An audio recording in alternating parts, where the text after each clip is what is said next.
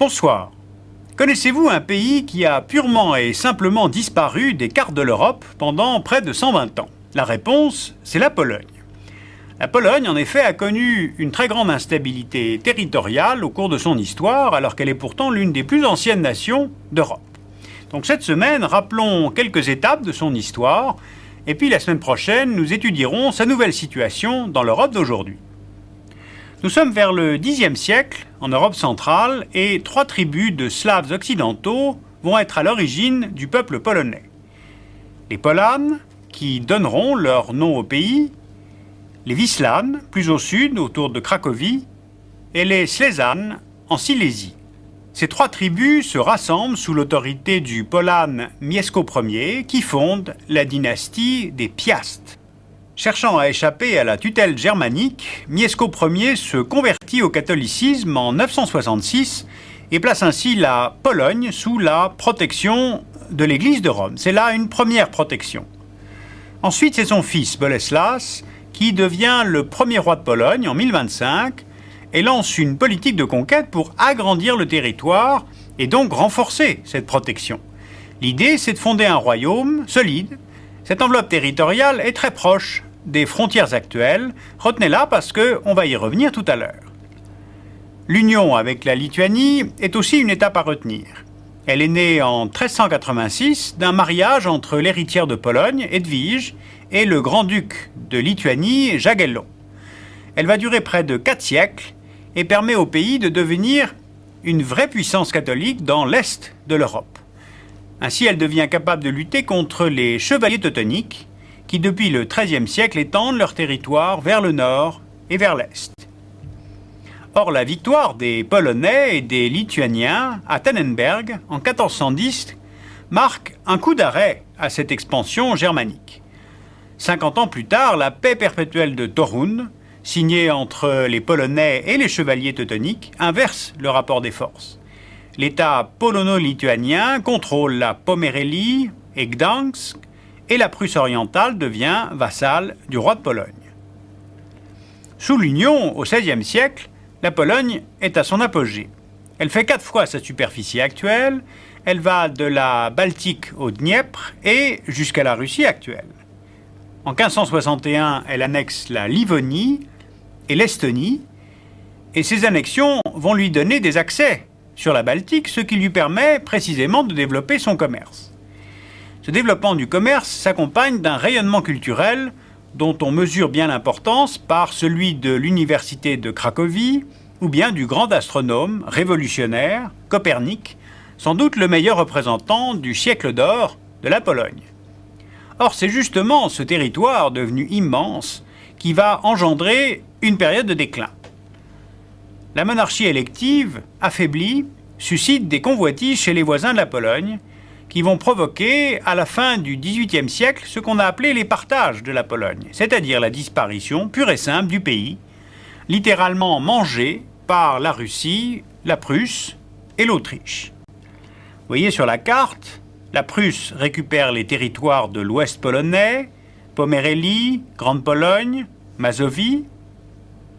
La Russie, l'est du pays, la Biélorussie, la Lituanie et la Courlande, et l'Autriche, le sud du pays, avec la Galicie et la petite Pologne.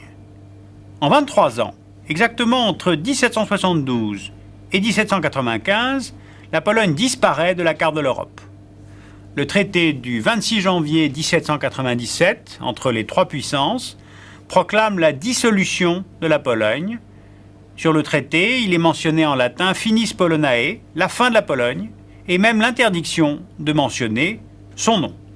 Chaque partie de son territoire est soumise à une administration étrangère. L'Autriche sera la plus libérale.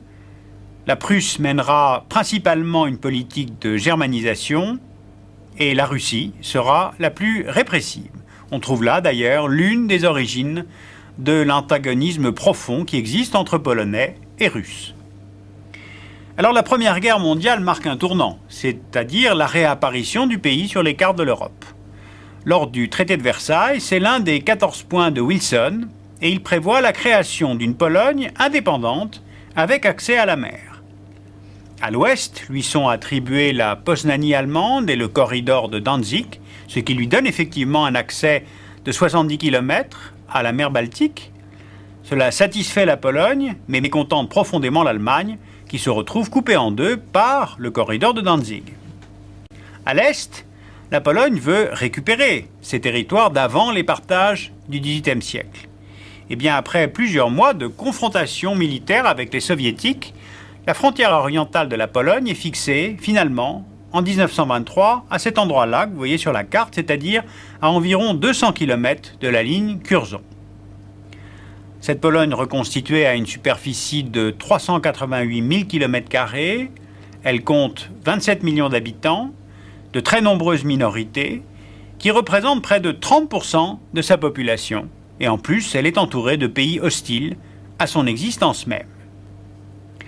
Le célèbre pacte germano-soviétique qui a été signé en août 1939 contient d'ailleurs un protocole secret qui prévoit à nouveau un partage du pays entre l'Allemagne nazie et la Russie soviétique.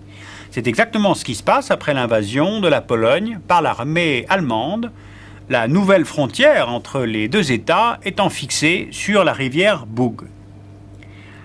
Après la guerre, la conférence de Potsdam va faire réapparaître la Pologne sur la carte de l'Europe. Elle reprend justement une configuration très proche de ce qu'était son territoire il y a 1000 ans, lorsque régnait le roi Boleslas. Et surtout, vous pouvez le constater, en 1945, elle se déplace vers l'ouest. Le pays est reconstitué au profit de l'URSS et au détriment de l'Allemagne vaincue, par l'intégration des territoires allemands situés à l'est de l'Oderneisse. Il faut savoir que 40% du territoire polonais d'aujourd'hui était allemand avant 1945. Et les populations allemandes sont alors expulsées vers l'Allemagne en 1948. La Pologne devient une démocratie populaire en 1952 et subit alors un nouveau type de soumission politique en entrant dans la zone d'influence de l'URSS. L'alliance militaire pro-soviétique devient justement le pacte de Varsovie en 1955 et cet état de souveraineté limitée va durer jusqu'en 1989. Alors l'histoire récente a moins besoin d'être présente sur les cartes parce qu'elle est plus présente dans nos mémoires. Mais le grand basculement de 1989, nous le devons en partie aux Polonais. Je pense au rôle tenu par le syndicat Solidarność, celui tenu par les catholiques, et puis n'oublions pas que le pape de la fin de la guerre froide est un pape polonais. La nation polonaise s'est forgée par le catholicisme, mais surtout en luttant contre ses deux voisins, russes et allemands, et elle en garde aujourd'hui encore un fort ressentiment, ceci dit peut-être plus encore vis-à-vis du voisin de l'Est que de son voisin de l'Ouest. Eh bien, la semaine prochaine, nous regarderons l'économie et puis l'actuelle redistribution des cartes dans l'Europe centrale, où la Pologne joue un rôle tout à fait central entre l'Allemagne, la France, l'Union européenne et l'OTAN.